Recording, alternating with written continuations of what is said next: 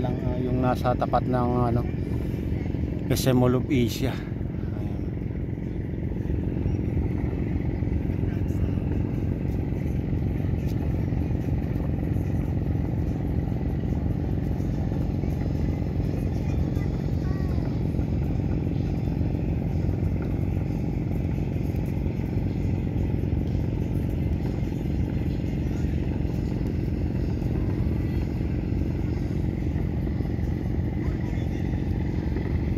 Medyo ano ngayon makulimlim kaya ganito ang kulay ng ano natin, video natin.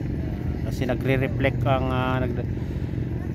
ano sa kataas. Pag blue ang ano sa taas mga kabayan, nagiging blue rin yung ano dito, yung kulay ng tubig.